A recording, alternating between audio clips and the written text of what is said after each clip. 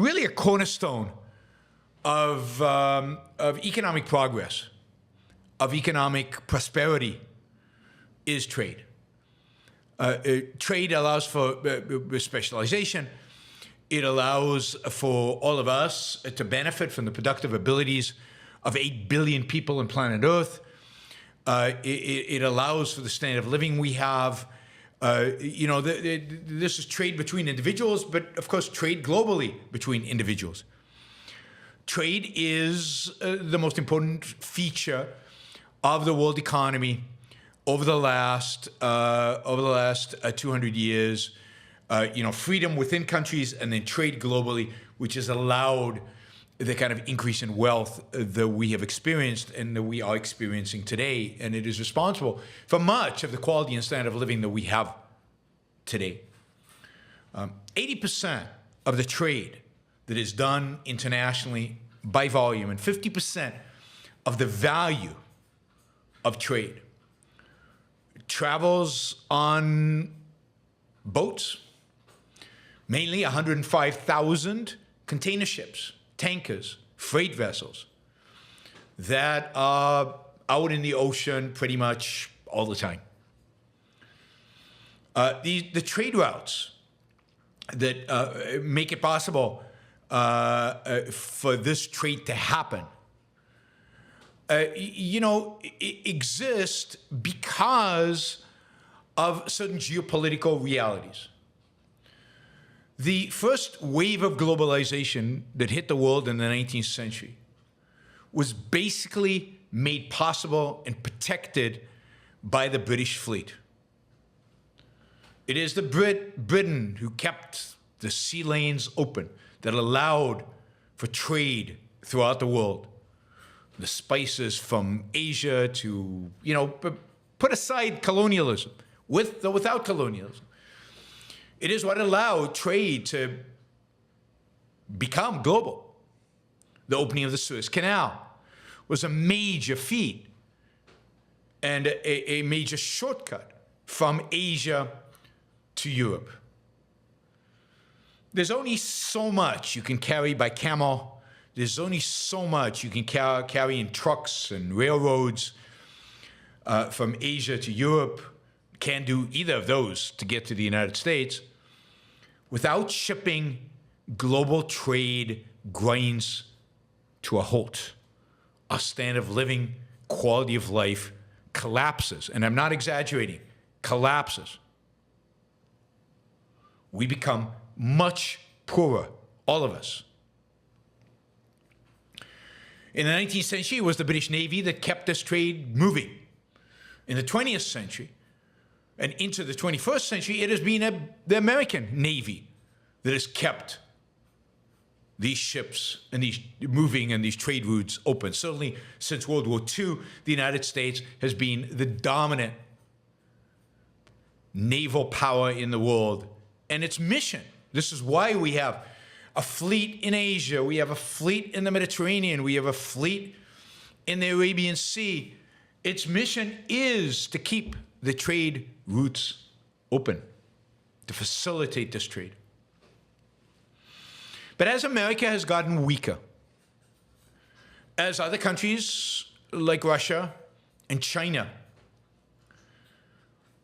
have become much more willing to challenge America because of its weakness, not because of its weakness on the seas, not because of its military weakness, not because of the weakness of its weapons, but because of the weakness of our will to engage that fleet, those weapons, to engage in defending those sea lanes. I mean, it took years to clean up the mess of Somali pirates. When was it? 20 years ago. It shouldn't have been long at all. It should have been trivial. It was less than 20 years ago, maybe 10, 15 years ago. America is being tested, has been tested more and more, and viewed more and more as a paper tiger. And you're seeing this. You're seeing this all over the world, really.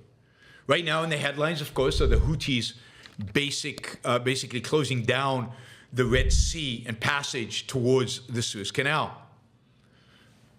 We're seeing, though, that is not the only hotspot in terms of global trade. the Black Sea, an important,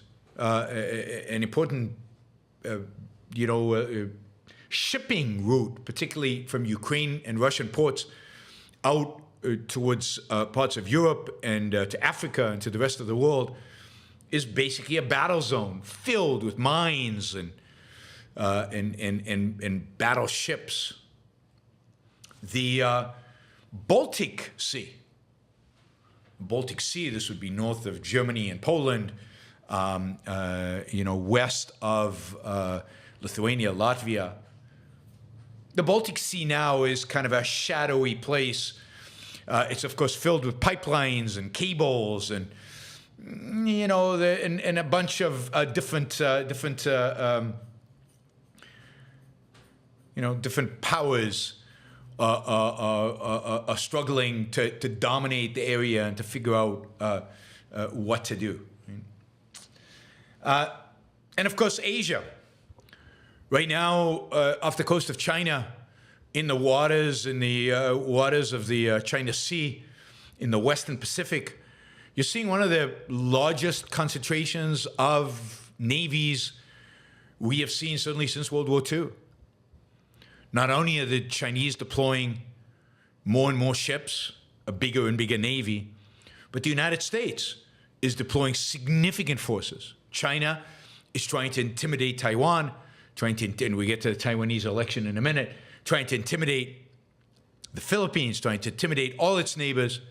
And the United States is there to say, we're not going to allow you to dominate this space and to strangle global trade. Indeed, a second carrier group just left San Diego, heading towards Western Pacific, unscheduled.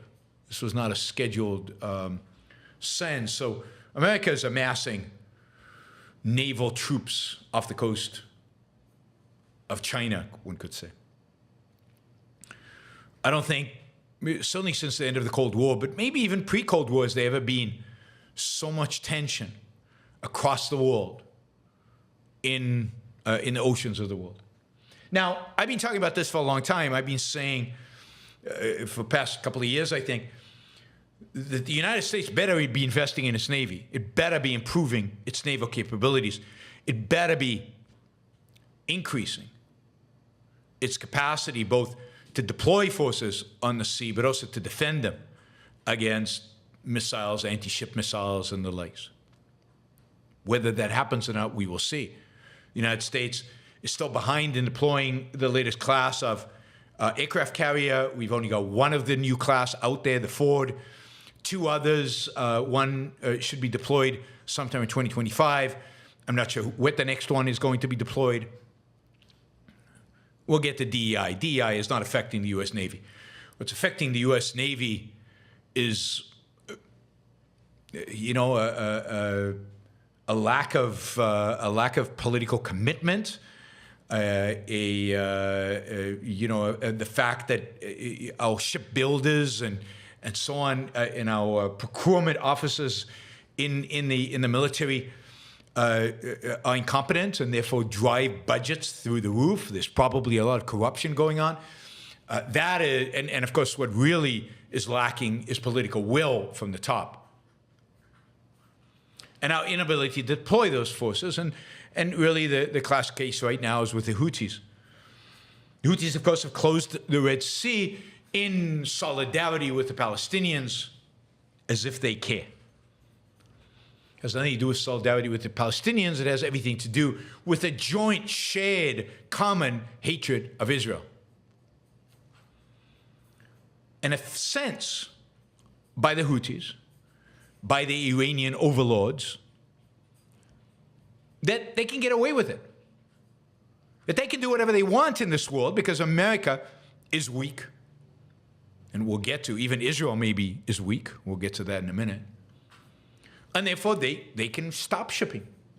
They can close the Suez Canal. They can close the Red Sea. And nobody will do anything about it. On Thursday and over the weekend, the United States and Britain responded militarily after weeks of doing nothing other than shooting missiles out of the sky, but doing nothing in terms of actually taking out responding militarily in an offensive way to the Houthis. They took out some of their capabilities to launch missiles, but it was a pinprick. The Houthis don't have much military capabilities. They are a weak opponent. I wouldn't want to put troops on the ground because they're pretty good at guerrilla warfare, if you will. But in terms of actually missile projection, rockets, launching attacks against boats, they are weak. The United States not only has the capacity to shoot the missiles out of the air, but they have even the capacity to, from the air, destroy completely the Houthis' capability of launching anything. All that's needed is the will to use that capability, the Americans' capability, to destroy the Houthis. But all we did was a half measure, a pinprick, something insignificant. It won't make much difference. It's the same thing every president has done for the last 40 years. Nothing substantial. Nothing regarding the real threat. Remember, the Houthis just get their orders from the Iranians. The Iranians are scot-free. We do nothing to them. The next few days, we'll see how the Houthis respond to the U.S. attack. We'll see if the U.S. continues to attack. We'll see if the Iranians want to engage further. Generally, I think it's important to note, the Iranians don't want a war with the United States. They know exactly what the outcome of that will be. Just like Hezbollah in the north, in Israel, doesn't want a war with Israel. They know exactly what the outcome would be. What they want is to bug Israel. What they want is to kill here, kill there. What they want is to distract from the war in Gaza. What they want is to show that they can kill Israelis with impunity. What they don't want is a full-fledged war, which is exactly what Israel is not giving them, which is a massive strategic mistake. Iran doesn't want a full-fledged war with the United States. They want to obstruct their operations in Iraq. They want to kill as many Americans as they can in Syria. They want to injure as many troops as they can. They want to stop the shipping lanes. They want to obstruct and interfere and bug and harass and show the world how weak America is. But what they don't want is a war. And they know America is not going to give them a war because they've been doing this for a long time. They know America will not give them a war. They were killing Americans during the Trump administration. Trump killed Soleimani. Great. Iran can handle that. That's not going to change their global plans. Did anybody go to war with Iran? No. Biden is going to go to war with Iran? No. So they're just going to continue to do this, continue to kill Americans, continue to harass, continue to disrupt, continue to destroy the capacity of the U.S. Navy to defend the shipping lanes. Now, this has implications that go way beyond the Suez Canal and the Red Sea, because it basically sends a message to all the rogue regimes in the world out there, to all the pirates all over the world. The U.S. is weak. Its Navy will not deploy. The U.S. is not committed to protecting the sea lanes. And therefore, it's a free-fall for pirates. And it's a free-fall for the bad guys of the world.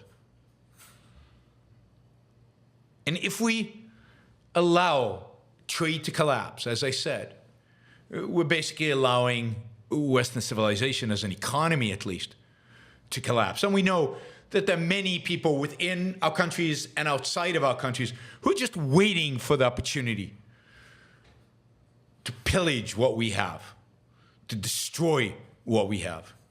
And part of that will come when our economies are collapsing.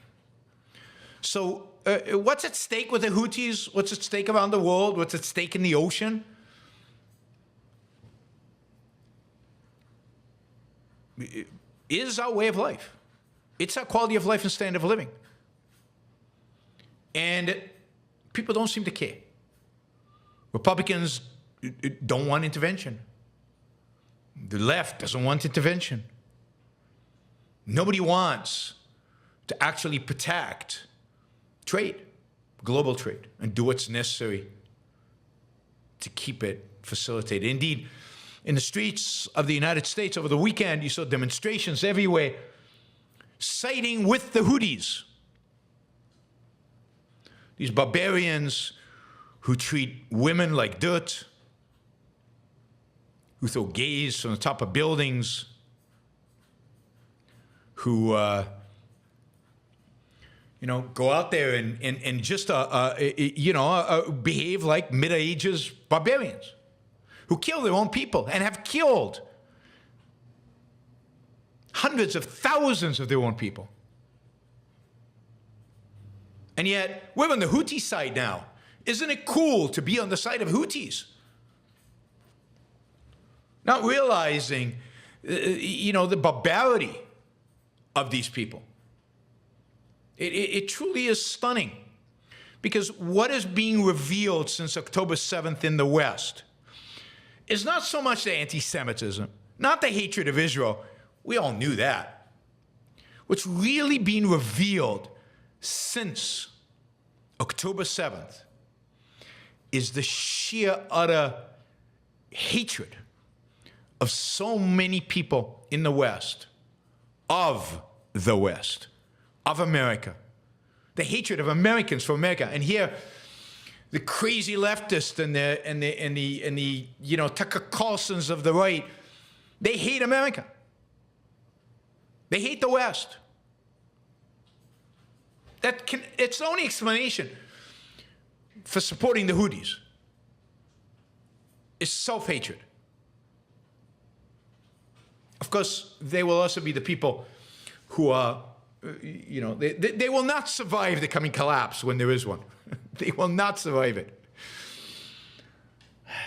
It truly is stunning and unbelievable when you see these demonstrations yelling for Hamas and for the Houthis, and what that means and what that signifies and who they're standing with.